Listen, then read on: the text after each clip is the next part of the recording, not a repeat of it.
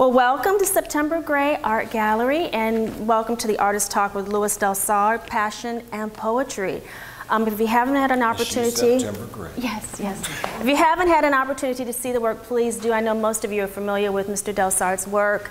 He is a treasure to us, but I want to briefly read you a little bit of his resume just to give you a little backdrop and background, as well as Mr. Joe Barry Carroll, who will moderate this discussion, and then I'm going to let them take it from here. I'm going to start with Mr. Louis DelSarte.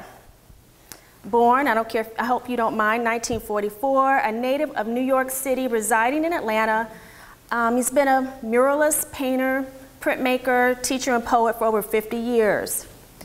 DelSarte has worked with a number of community-based projects and murals, including Dance for Education, a mural created for Morris Brown College in 1992, the Horizon School Project in 2007, the Community Paint In for the Martin Luther King Jr. mural in 2009, in conjunction with the Dreams, Visions, and Change mural installed in 2010.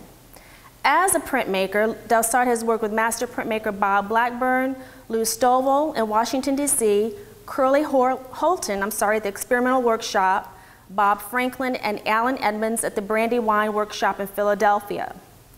DelSarte also utilizes his resources by awarding printmaking fellowships to artists who work with him in DelSarte Printmaking Studio. Invited artists include Nelson Stevens, Brian Owens, Napoleon Henderson, Jennifer Kendall, Jennifer Mack, and Lionel Lofton, and others. DelSarte's work is in numerous private and public collections, including the Harvard University Museum of Art, the Hammonds House Museum, the National Gallery of Art in Bermuda, the Georgia Museum of Art, the Philadelphia Museum of Art, the David Driscoll Center at the University of Maryland in College Park, the High Museum here in Atlanta, and the Munson Proctor Museum of Art in Utica, New York, among others. DelSarte's service awards include the O.T. Hammonds Phantom of the Art World Award for 20 years of service to the arts community in 2008, and the National Coalition of 100 Black Women's Inc. Community Service Award for outstanding contributions in art and philanthropy. In 2014, DelSarte was honored at the Harlem Fine Arts Show during the National Black Arts Festival, and in 2015, he was honored by Black Art in America with the Royal Vanguard Artist of Distinction for 50 years of artistic creativity. For over 50 years, DelSarte has utilized his art and his influence to affect positive change in communities, especially through the projects that he has selected in public art commissions. I could go on and on and on, but I want him to tell his own story. But as you can see, again, we have an amazing treasure in the arts community and here in Atlanta, and we're very grateful that he's here and here to do this talk with us today. I also want to introduce Mr. Joe Barry Carroll, who will moderate this conversation.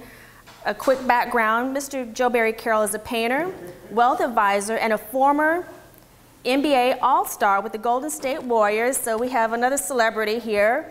They retired from that.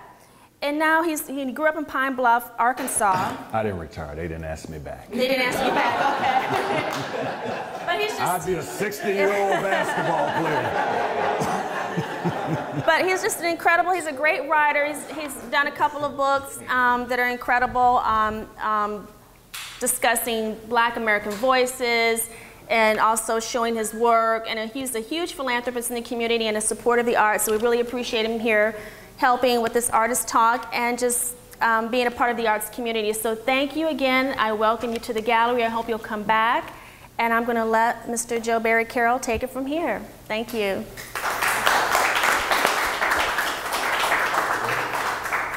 I'm ready. You ready? Thank you, September. Thank you all for coming out. I've been really looking forward to this. I was just telling Louis, I'm trying to be professional and act all serious, but I'm just beside myself because I just think it's incredible what this man does with a brush, paper, and chemicals, and we end up with what we see here on this wall. So I'm too excited. And he was a little nervous about the audience. I'm like, they came here for you, man. These are your friends. So I want to start out by asking you, everybody talks about your work, but how do you describe your work? How do I describe it? Yeah, how would you describe it? Can you hear us in the back? Can you hear? Well, basically, I'm gonna let him go first. Yeah. Thank you. We'll be back to you later, much later. Well, that's Lawrence Phipps. I haven't seen him in about 40 years. This is Lewis's homeboy in the back. I haven't seen him in about 40 years. But he's gonna catch up with you later. Okay, so basically, I would describe my work as abstract expressionist and fantasy and symbolism combined, if that makes sense. I mean, I'm caught between abstraction and reality and symbolism and fantasy, and so I can't make up my mind which one I am. I mean, it's like I don't want to limit myself to just one direction. I mean, I love to indicate figurative elements into my paintings because I just, you know, I have a love of faces, of forms, of the human body, of trees and flowers and mountains and streams. But I also have a love of just pure abstraction, just shapes and forms that don't indicate. So, let me interrupt you. So, not being able to identify one genre, is that why you have all these things going on in this magical way? Because it seems that it's like a lot going on, but each has its own identity. It is a lot going on. Actually, in a great way. Yeah. I mean, I hate to age myself, but actually I've been painting 60 years. So, because I started at 10 years old, I studied at the Brooklyn Museum School in 1950. Because I lived only 10 blocks from the Brooklyn Museum. And my mother used to take me there all the time to, you know, to take drawing. And I never forgot that experience. Because, you know, what about your grandfather? When I was drawing. I'm sorry, go ahead, please. I mean, I drew a lot, but the drawing is just something that I constantly, to this day, I mean, I am constantly drawing. I mean, I have thousands and thousands of sketchbooks. And in those drawings, I make plans for these paintings. And usually I start off abstractly, because I did study at the Hans Hofmann School in Provincetown, Massachusetts in 1968, and I was influenced by the Hans Hofmann into doing non-objective art. And I want to come back to Hans. But tell me about this, your grandfather. I understand you spent some impact there. Right. Could you share that story with us, please? Like when I was 10, I guess he was 84 or something. I don't know, he was 80. Probably the age I am now. But don't seem so old, does it? I don't know, but he was a dentist, but he loved the opera, and he loved museums and galleries. He's a very cultured man, so he used to take me to the opera all the time, and then to different museums in Manhattan, because I grew up in Brooklyn, so I had access to all the museums and galleries and the opera houses. But he loved opera, and when I saw the backdrops in many of the opera. The Leontine Price, like was Othello, or I don't know, one of the operas, but all the operas. I was always amazed by the backdrops in the opera. You know, what does that do to a 10-year-old?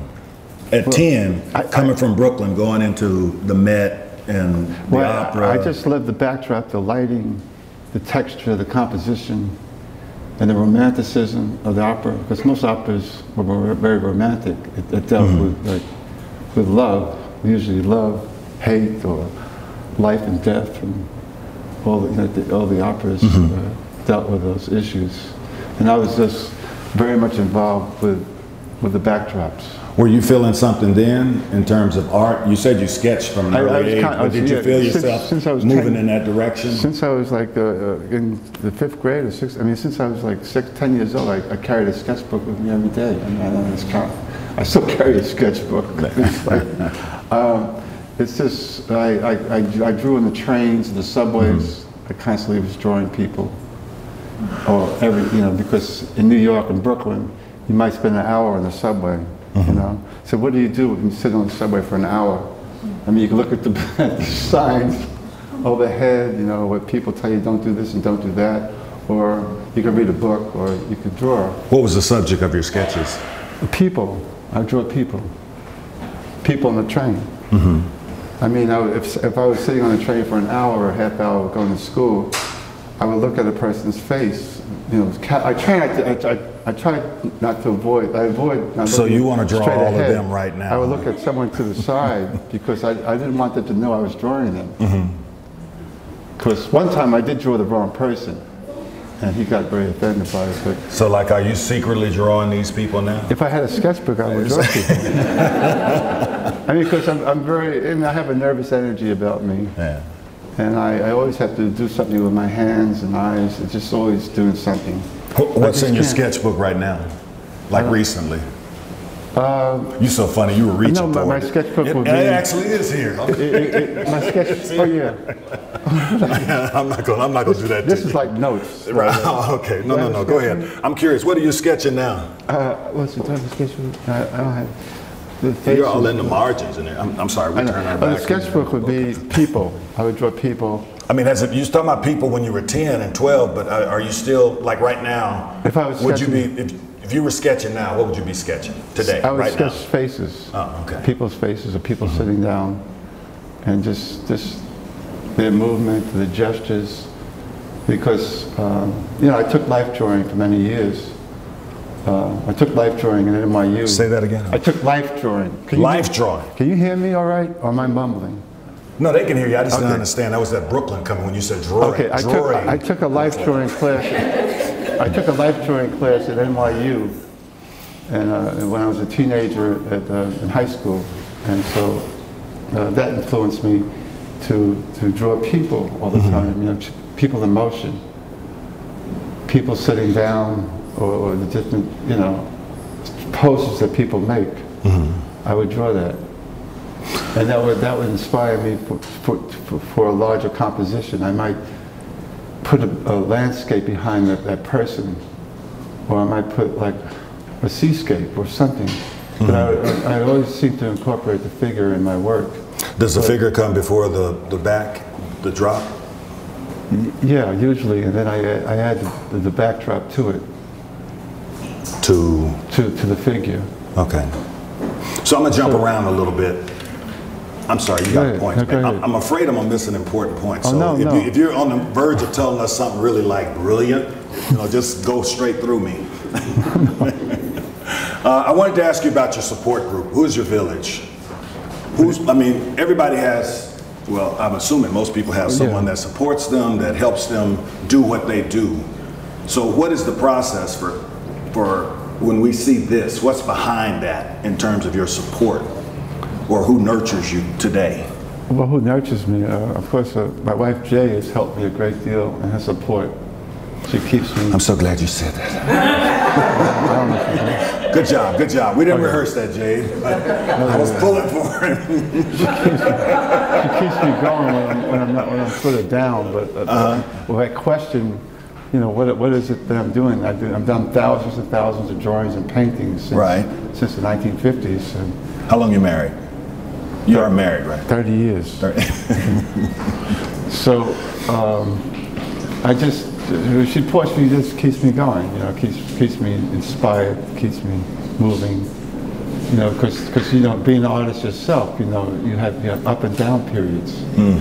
It's like there might be periods when you question what you're doing, or even, you know, maybe sometimes doubting it. Even now, you question? Well, I mean, I think there's always a process of questioning what it is that you're doing. I mean, it's like there are so many different movements in the world of art. I mean, there's so many different directions to take, and so, you know, so there's always questions.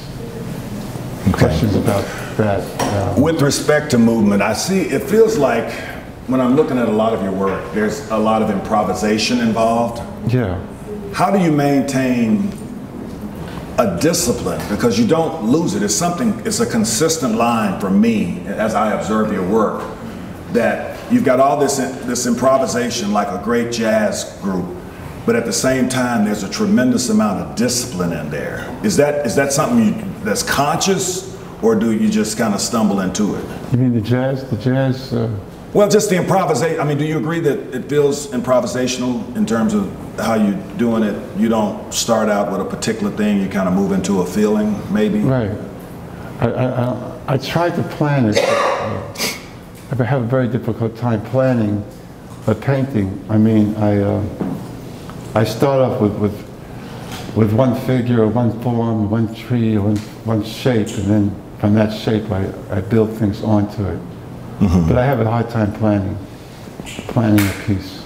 So do you feel some of this is just organic? It's organic, it's just spontaneous, and it starts off with a few lines, and like gestural lines. Even with the figurative drawings that I do over there, they're not planned. They just emerged out of my imagination. And how do you know when you're done? I don't think I'm ever done. You want to get you want to get up and start painting right now. If they weren't framed, I would get up. If this wasn't a show, I would get up and add a red, or I would pop out a color. I would add a line. You know, I have a hard time finishing. I don't know when. I mean, of course, I haven't finished if there's an opening. There's a show. Right. I don't know if he said if they weren't framed, he'd do it right now. Yeah. That's funny. Because you mentioned in the opening, I was here on your opening night, and you said that someone was asking about murals, and you said, well, this is all murals. They're just framed individually. Right, that's true. It's like I'm a muralist painter. I've been painting murals since the late 60s in New York. I did my first mural in New York City at the Electric Circus in 1967. So I painted over 30 murals throughout the United States, from Colorado to Tucson, where else? All over. Upstate New York, or San Francisco. So what is the line of separation between these individual pieces that are framed and these huge pieces that you do that are the murals? In a sense, this is almost like a big mural that's separated by frames. I mean, so like, you see a line of continuation throughout? Yeah. Wow. I mean, but I don't know. They are in a sense like murals, but I just don't know. I've been painting for so long. It's just so they're just organic shapes that move through frames, through matted frames, through mat board and frames. Okay. I need you to play a little game with me, because I'm looking at these people, these artists, that I understand are important to you. Yes. And I'm curious, in a sentence, what captured your attention, or what's special about them? And I'm going to go through, I got 5 here. Romare Bearden. Yeah, Romare Bearden. Why is he special? I met Romare Bearden a couple of times at the Studio Museum in Harlem. I was artist in residence at the Studio Museum in Harlem in 1978. So I met him one rainy day and I was in the Studio Museum in Harlem gallery. Okay, Louis, you know that's not a sentence, right? Okay, sorry. That's not a sentence. No, I just wanted you to give me what their special quality is. And I'm thinking Bearden, I'm thinking you're going to give me something about colors or lines. Okay, I like Romare Bearden because of his use of composition, his use of collage, and his imagery, the symbolism in his work, the fact that he started off as an abstract painter, and then he because of racial identity, he did have a problem with racial identity, because he did look kind of like he could be Russian or another ethnic group. He right. Eastern Bloc. He didn't look African American. So I think when he moved away from abstract expressionism to emphasize the fact that he was African American, that he had black parents, grandparents, and he was from North Carolina, and he got involved in African American art up until the time he passed away. So I think that was because of racial identity. Okay. But I admire him for that, and I love his work. Okay, Charles White. Charles White was a draftsman. I like the fact that I'm very much into drawing. I do a lot of black and white drawings like that in my sketchbook, and I admire draftsmanship of Charles White. Okay. Hans Hofmann. Hans Hofmann. I met when I was a teenager. I was like 19 years old, 18 years old. I went to the Hans Hofmann School of Art, Provincetown, Rhode Island. he taught me the elements of abstraction and design. You know, this doing non-objective work. Abstraction. Well, basically, sometimes I am caught between the dilemma between figurative and doing work that's totally non-objective. You solved that in a real marvelous way, I want to add. Right. Just with this dilemma you have, and then it's like you decide, you make decisions that become kind of a accumulation of all of that. That's a compliment. Well, I mean, I start off totally non-objective. It's a dilemma. I mean, sometimes to be or not to be. Should I be non-objective or should I be figurative? But it's a dilemma. Paul Gauguin. Well, Paul Gauguin. Oh, yeah, he's one of my favorite painters in the history of art. I mean, his story. I mean, his use of symbolism, the color, the use of color, the use of composition, and the symbolism. He moved from a European society in France, in Paris, and he moved to an African society in Tahiti. And then he started painting Tahitian women. But his use of color and texture, and the use of space and light. Do you see that over here in this piece right here? Maybe, yeah. Yeah. Okay. Never mind. Back over here. Come on. I don't know if I'm talking clear enough here. No. You are. This is great. This is great. Van Gogh. Van Gogh. Van Gogh is I like the story about Van Gogh. I mean, it was a tragic story, but he was a tremendous artist who died at 38 years old, and he said he committed suicide, but he was an emotional painter who did a tremendous amount of work in one day, and I admire that. Like the speed. The speed, and the fact that he started a painting in the morning and completed it by evening, and that was it. I mean, I don't think he went over those paintings. Are you there with that kind of pace at your work? I would like to be. I mean, I just like the spontaneity of his work, the spontaneity, and the fact that he was able to complete a work in maybe 10 hours or so, but he had tremendous, spontaneity, insight into what he was doing. I mean, he was a powerful artist. Some of your work draws from this Caribbean culture, maybe? Yeah. Yeah? Could you speak to that, please? My great-grandmother was from Martinique, and she married a man from Calais, France, and that's how the DelSarte line, as far as I know it goes further back than that, but as far as I know, that's where the DelSarte line began, from Martinique and Calais. And so it becomes a tribute to your family? A tribute to my family, yeah, because eventually, my great-grandfather lived in New York. And then my grandfather was a New Yorker, and my father's a New Yorker. What is this thing about Brooklyn? When I used to play with ball players, they really talk about Brooklyn like it was another nation somewhere. And everybody I've ever met from New York, they just like it's a big deal to them. What's going on there that all this talent comes out of there? Because you talk also about Lena Horne, Langston Hughes, Count Basie, and these people that were in your community growing up. They were actually walking around playing. I mean, it's just like Lena and Count would be over there or something. I was too young. I was too young. They were a generation above me. I'm not that old. My God. Lena Horne came to my mother. I'm just saying, the older you get, the more you get to embellish stories. So you could go with it. We don't know. We can't dispute it. I just thought it was a great story when I heard it. I'm going like, damn, you know those people? I always missed Brooklyn. I mean, I just missed the movement, the subways, the stores, the people, the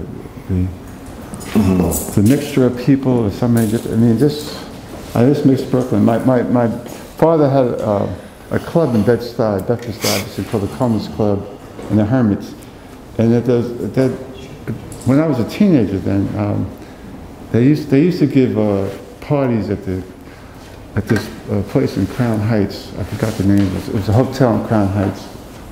And I forgot the name of it, the Crown Theater Ballroom. But I know at that time, Langston Hughes and Count Basie. Cab Calloway came there, and I met Cab Calloway. You're just showing off now. No, I'm saying the truth. I mean, I wish I had pictures of it. And why would I show off? I knew his daughter very well. See, that's what I'm saying. Look at that. We don't know him. Go ahead, tell us. Well, I went out to his house in Outstanding, New York, and helped him move a ping pong table upstairs, a light one. And but I knew his daughters very well. I was a teenager then. But my mother was very close friends with Lena Horne. She grew up with Lena Horne.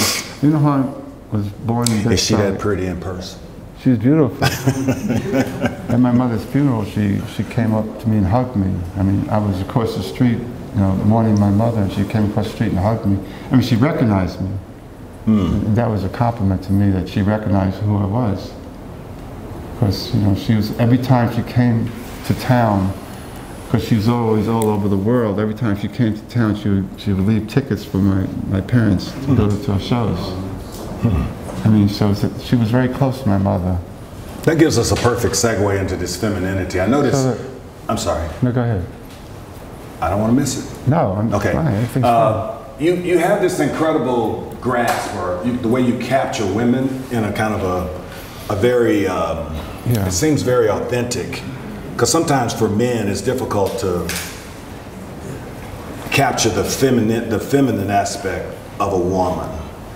And what could you speak to that a little bit in terms of the women, the female figures in a lot of your compositions? Maybe that's my influence from Modigliani or somebody. From Modigliani. I mean, but the thing is, I'm gonna pretend I know who that is. I don't really know. You know who he is. Go ahead. Oh, wait a minute. Go ahead. He does the elongated women like that. Okay, yeah. Go ahead. But it's like, I do find women to be very beautiful, probably the most beautiful species on earth, and I just try to create the femininity of them, the beauty of the woman. I don't know if that's too commercial or what, or I vacillate between what might be commercial, what might not be commercial, what's abstract and what isn't. Well, it's very romantic. Yeah, I study romanticism. I mean, I guess that was my influence from going to Pratt Institute, being at Pratt. And I understand you're a poet as well. Well, that's the word. Yeah, I write. I got ready for you when I came here. I studied this. I don't think I can recite a poem right now. No, I'm not going to ask you. I mean, do you remember the first subject? The subject of your first poem? All I know is that because there's clearly a lot of poetry in your work. Well, in my sketchbooks, I always write something to the left side of the book. I write words. I write about what I think they are, but I don't think I can recite a poem now. I'm not. It would be very hard to. I wouldn't put you on the spot. I was just curious if you remembered the first subject of one, and did it rhyme? Well, you usually have to deal with clouds moving, that life is moving, that life is transient, that we're here today, maybe gone tomorrow, that our existence, our life on earth is transient, that we're not here forever, right? So you decided to do a poem after all? No, I did. That was good. And that, we grow old, we at some point, we might look in the mirror and we're young, and then all of a sudden we look in the mirror and we're old. I mean, I say, what happened to all the years that passed? What happened to time? That is part of the poetry that I write. It's about time passing, like the clouds that pass. I always look at clouds. I always tell my students, I have a student here, I said, take a look at the clouds. The clouds are a miracle of nature. I mean, the clouds that just zoom by, and all of a sudden you see an elephant, you see a dinosaur, you see a snake, or you see all these forms in the clouds. But who, like. You're so funny. I'm believing anything you say. I'm looking for clouds. There's no clouds. Okay, it's a ceiling. No. You mentioned your students. I'm curious. This is a great segue. I have a question about your students in terms of developing a voice. What's your kind of core wisdom to these young people that you're teaching over at Morehouse, right? Yeah. You're a professor over at Morehouse for many years now. Right. Is there a particular wisdom? Because I think an artist, it feels like a challenge for an artist is making peace with their voice. Yeah.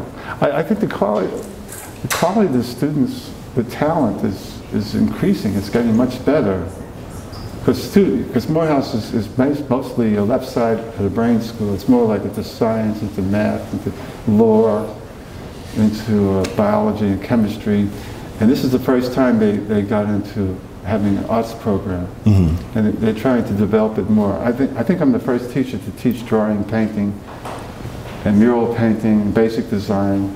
I'm the first one. What's your favorite part about teaching? I'm a student. What is? Stand up a second. Say your first name again. Say your first name. Yes, Waladi Ali. And where are you from again? I'm from Denver, Colorado. He's an incredible artist. You're a freshman, right? Yes. Yeah. Okay. He's just been in my class for a week, so I just missed. No. But he really is an incredible. You get artist. extra credit. Thank you for coming. I want to take a couple of questions from the audience, if there are some, before we go into my other question to him. Anybody? Yes, ma'am. As a young person growing up in Brooklyn, did you ever graffitiize the subway? I think that was a little bit before my time. They didn't start really doing graffiti until the 70s. And that was when they pulled the trains off the tracks. It was, the graffiti was so thick and so heavy. That was during the Serpico years, I think. And that they had to pull the trains off the track to clean them. They took them to the train yard and to clean them, because it wasn't like the graffiti of today. That graffiti in the 70s was a monster. It was just, every window was caked with paint. And nobody could see out of the trains. But no, graffiti really didn't emerge until the 70s or 60s. Not in the 50s or 60s. There was no graffiti then, right? We've got a question all the way in the back. At any point, did someone tell you, just focus on one job, you're doing too many things? Pardon me? At any point, did anyone tell you, just focus on one genre, you're doing too many things, focus on one, create a style on that one genre? I've heard that before. Sounds like my art teacher. And what is your response to that? I said, I'll try. Oh no, it's not a suggestion, I'm asking you, did anyone ever say that? I think I was told, I think to focus on one genre, I was told that before. I try to. I don't know if I listened to that though. Well, there's certainly a lot of different disciplines in your composition, so maybe that was your way of getting through that, huh? So I don't know if you think there's too many. Do you feel there's too many different genres? Me personally? No, I'm inspired, that's why I came, because you have different styles, and it's still all you, and you're known for it.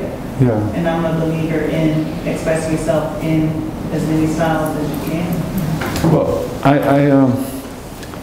that's true. I do vacillate between abstraction and figurative, and not realism. So if I can combine the two, sometimes I combine the two. Sometimes I just have total non-objective work. Thank you. Yes. Yes, sir. Louis, are any of the guys, do you ever keep in touch with any of the guys that from the loft days? From the days with your loft in New York? In New York? Yeah. Any of the guys that used to hang in the loft? I try to keep in touch with Otto Niels, the people from Dorsey's Gallery, where they changed the name now. Okay. They're in touch with me, the YUC artists. Okay. They're still functioning. Otto Niels is about 85 years old now. Yeah. And some of the other artists from that group, the YUC artists, and What brings you to Georgia, Louis? I received a job at Morris Brown College in 1990, and that brought me to Georgia. It was a big decision to make. It was hard to leave New York, but I had left New York. How has it impacted your work since you've been here, compared to the work you were doing at home? I think I started there were more light, more landscapes, or I don't know. I think maybe my work became lighter. But I don't know if it's changed my work that much, though. I mean, I still basically have the same style over the last 30, 40 years, I think. I mean, but I do, I don't know, it's hard to explain that one. But I mean, I respect non-objective work, and sometimes I still do that. I think I was close friends with Al Loving, too. He's a close friend of mine in New York. Yes. Ma'am? I'm an artist, and I think, to me, it's very important. Your career is so long, and you have such a diverse body of work. I'm wondering, what what is the most, what was the turning point in your career? As an artist trying to craft a career, what is your advice based on your experience and the turning point that your career started to take off, started to pop? What was the turning point? Yeah, like what was something that was so significant that you saw that your direction of career, your trajectory was about to go, instead of, like I feel like as an artist you kind of spin in a circle. You just turn around like landing a wheel. So, but there's certain things some artists are able to have a game-changing moments. Are you an artist? Yes. So I'm asking, like, what was your game-changing? I'm still waiting for it to pop. I'm still waiting. But you do have you do have a moment that you're very proud of, though. What was one of your first really proudful moments? Moments you go like, man, this is it. Well, I just did this mural in Harlem called The Spirit of Harlem. I just completed it. It got a lot of coverage in the New York Times, and I think and then I got support from the Schomburg Museum and the Studio Museum in Harlem. I mean, that's changed a lot. I mean, the publicity behind that. But I would think it's very hard to answer that question, though. But I mean, I think that because of the publicity, I guess the more recognition you have, the more publicity you get. So you define it by publicity? Well, she was talking about recognition. Right. No, I think she was saying also in terms of when do you, I'm going to speak for you for a moment. Right. When do you feel a sense of momentum? Like you're doing your work, your head's down, you're working hard, and people maybe they recognize you, maybe they're not, but then you have this moment, this bright light moment that kind of where you get a chance to shine, and everybody's agreeing that you are a person of a certain quantity and quality. Well, I would say like this moment right now. Oh, because the fact that you came down here.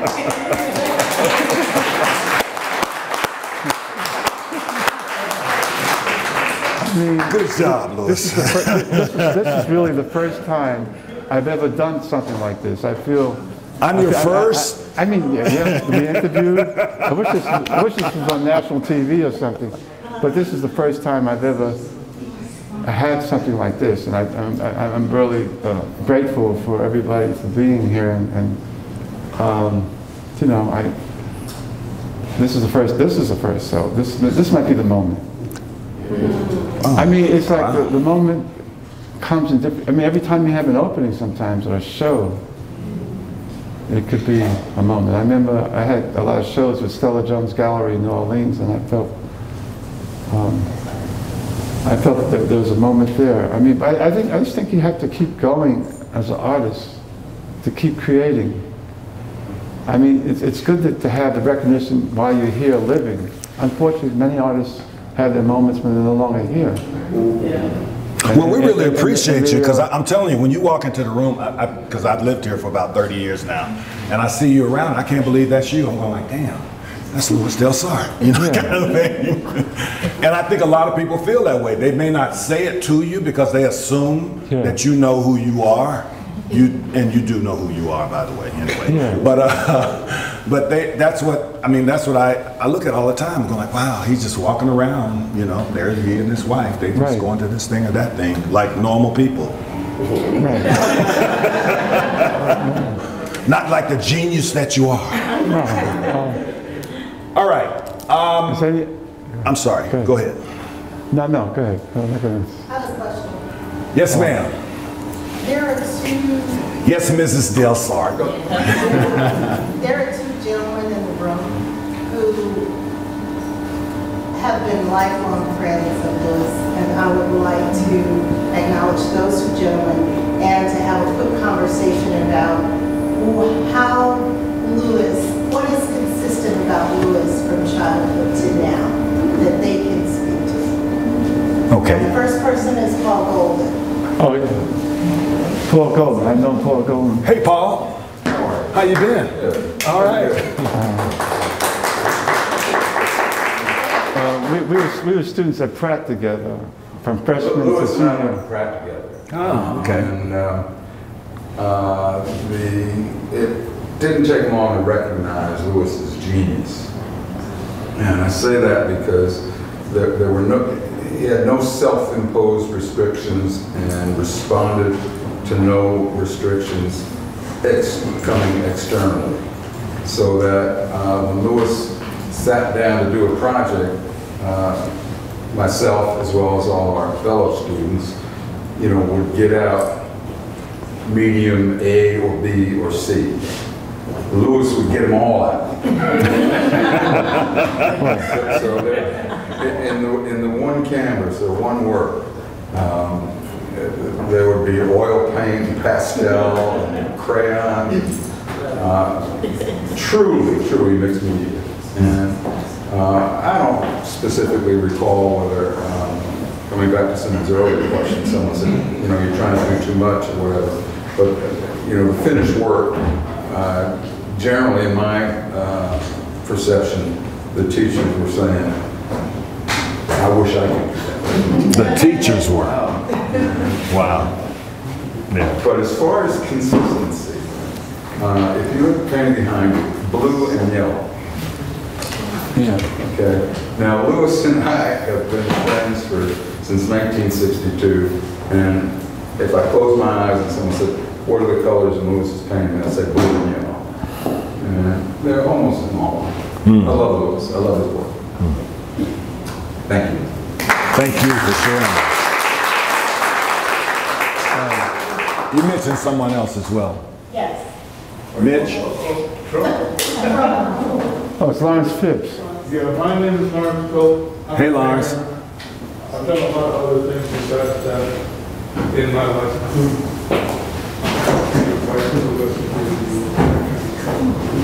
I used to run. You're from the nation of New York too, right? You need to come up close. I'll tell you. You talk so slow. Between Bushwick and Evergreen. All right. Which is famously known as Bedford-Stuyvesant when everything goes wrong, and Bushwick when everything is just hunky-dory. So I used to run into Mr. DelSarte, number 7 train. He was going up to Peg Austin. And I would go up there sometime to look and see what kind of work she had on the wall and stuff like this. This was about 1980. I came back to New York in 1978. I bumped into you in like 82 and 83 going uptown on the train back to New York. In 86, we acquired a printmaking workshop. So we both had fellowships there.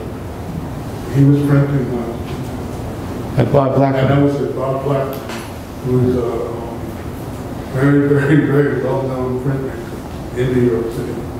Ask anybody. He's passed away since then, but Rauschenberg, Johns, Dowling, a couple of people's names I just don't remember. Grace Hardigan. Were you in the loft? Were you in the I loft? didn't know anything about the law. I was too busy going to work every night. And it wasn't funny or anything. It was just like, I was running around looking for teaching jobs in New York City. 1978. I just come back from teaching in the Midwest and going to graduate school, undergraduate school. I'm not going to give you my whole resume because it's too crazy.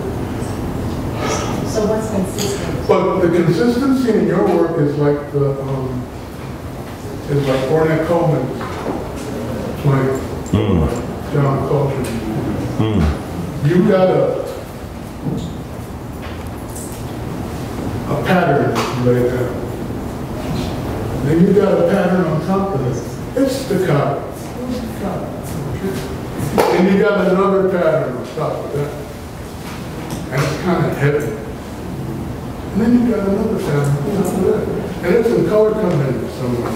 Like 3 or 4 different layers of stuff already. And that's when you start to get to work. It's magical. Yeah. Really? Oh, yeah. Really, really. Well, Really? thank you. I did that. Done that. Now, this You've is, done that masterfully, and people look at you and they go like, damn, how did you do that? yeah. He doesn't stop us, he starts. I mean, you Lewis. And Lewis goes, huh? What are you talking about? I'm over here working, leave me alone. He called me up one night, and I said, how you doing, man? I haven't seen you in a long time. He said, I'm working. I said, you drawing or what? No, I said, I got this brush in my head, I don't know what else to do. So I'm doing it. 20 minutes later, I asked him what he was doing. He said, all right, blocked it out, dropped it. I'm going to find something else to do. This is 1 o'clock in the morning. Okay, so he's not playing at all. He never has been. I think he's been pretty serious about what he's doing. Even to the dislike of a lot of people that don't do as good amount of work as you do. That's their problem. That's their problem.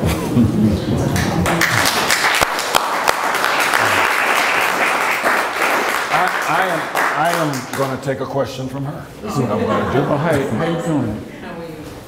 How you doing? Okay. Okay. I just have one question. With all the work that you produce, you have that one piece that you had difficulties letting go of? Did I have one piece I was difficult? She's asking who is his favorite child of all of his work. Right. I don't pretty much. Piece that you may have had some challenges letting go of and Oh, you mean in terms of completion or releasing to a patron? Releasing to sell. To sell? Yeah. What was the hardest piece for you to sell? I have, it's not here, it's like it's a large, I did a big oil painting, it's like called Breakfast in Bed, Voices of Rapture. And it's like a huge oil painting that I did in Tucson about 1973. I lived in Tucson, I got my master's at the University of Arizona. And that painting, I have a hard time getting rid of. I don't know why, it's just something 7 feet by 5 feet. But I think my wife won't let me sell it, so and there's also a huge piece called Tempest. You still own the piece? Yeah, I still own it. You still have it? Yeah. And nobody can buy it at any price? Well, I probably when I leave here, I could probably.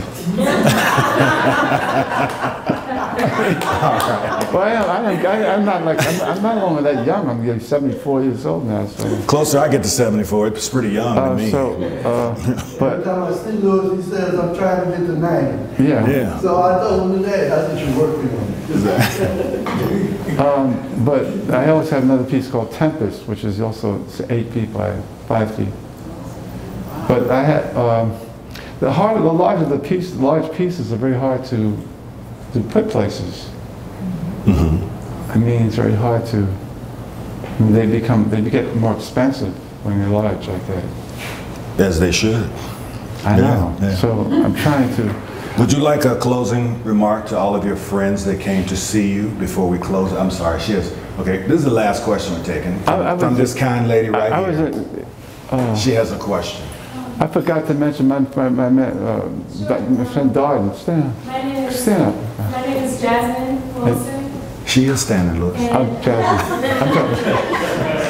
She's just short. First, I just wanted to thank you for sharing with us. Thank you very much.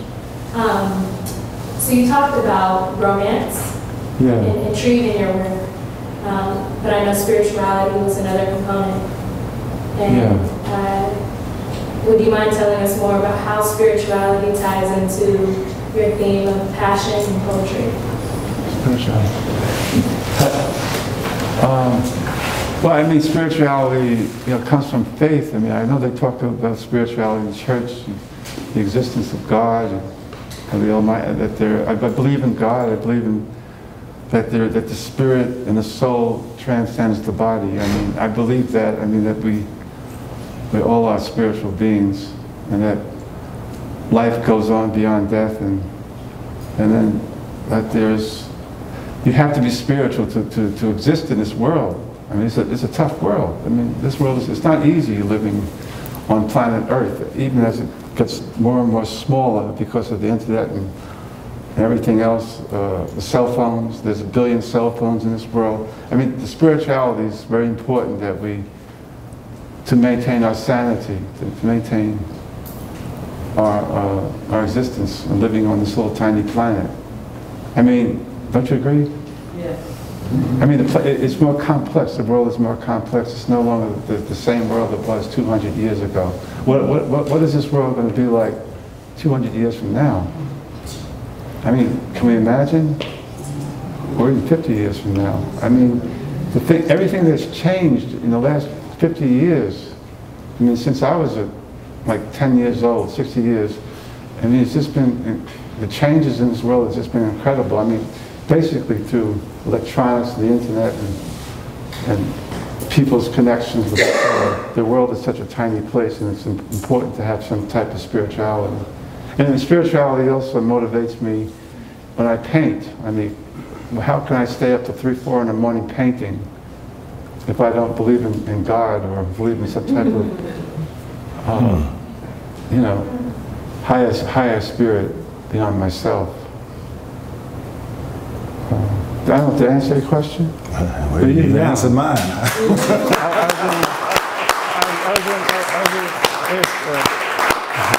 I was going to ask Mr. Dad to stand up for a second. Stand up for a second, because he was also one of my students a couple of years ago.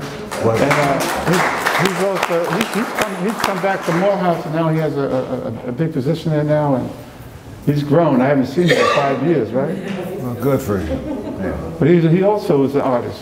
So, but I just also like to acknowledge my sister in New York, Eva DelSarte. She's 3 years older than me, and her son Charles. She's been a big motivation for me in my work, and I wish she was here today, but we're very close, and I just wanted to acknowledge her, and also to acknowledge Jay for helping me pull through this whole thing. Hey, Jay! I'd like to say thanks. September, for this occasion. I never had anything like this before. This is my first time doing something like this. Well, I would like to thank you. My father was a track coach in Brooklyn, and Bed-Stuy, and I grew up around that, and he worked with athletes, you know, from track stars to basketball players, whatever. So I appreciate Mr. Joe Carroll. You know, he used to play for the NBA, so 100 years ago. Okay. I'm grateful to you and grateful for you, man. Thank you very much. This has been a real blast. Thanks a lot.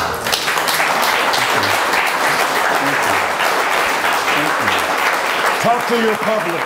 I want to talk to you.